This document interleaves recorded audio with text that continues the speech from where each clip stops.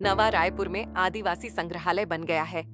लोग आ रहे हैं, घूम रहे हैं, तस्वीरें खींच रहे हैं।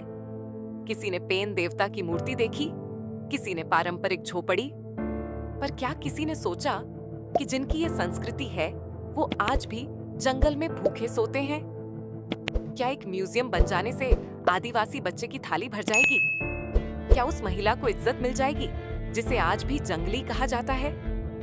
क्या उसकी पूजा पद्धति को मान्यता मिल जाएगी जिसे कभी अंधविश्वास कहा गया? और क्या हमारे इतिहास के वो पन्ने जिन्हें दशकों से फाड़कर फेंक दिया गया अब स्कूल की किताबों में छप पाएंगे?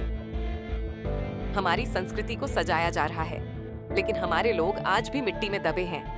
हमारे देवी देवता म्यूजियम में रख दिए गए, पर हमारी बोली, हमारी पहचान, हमारे हक आज भी उपेक्षित हैं।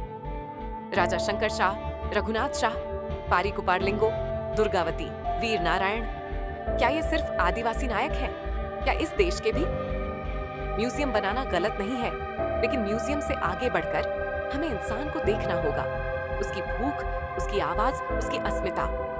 अब समय आ गया है कि आदिवासी समाज खुद आगे आए, अपने इतिहास को लिखे, अपने बच्चों को अपनी भाषा सिखाए और दुनिया को बताए हम दिखाने की चीज नहीं, हम भारत की आत्मा हैं। अगर आप इस आवाज से जुड़ते हैं तो इसे आगे बढ़ाइए। ये कोई प्रचार नहीं, ये एक पुकार है, गोंडवाना की पुकार। हम हैं गोंडवाना भूले हुए पन्ने।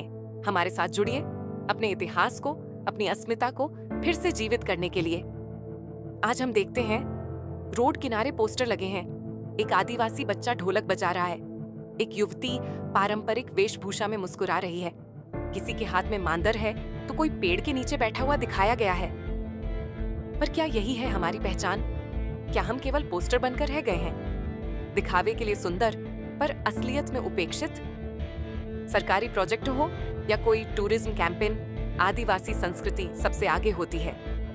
हमारे पहनावे, नृत्य, भाषा, गीत सब कुछ बिकता है, पर हमारे लोग अब भी गरीबी, विस्थापन, भुखमरी और उपेक्षा में जी रहे हैं। हकीकत ये है, हमारे देवता म्यूजियम में कैद हैं, हमारी बोली स्कूलों से गायब है, हमारा ज्ञान सिर्फ रिसर्च पेपरों में है और हमारा इतिहास आज भी किताबों से बाहर।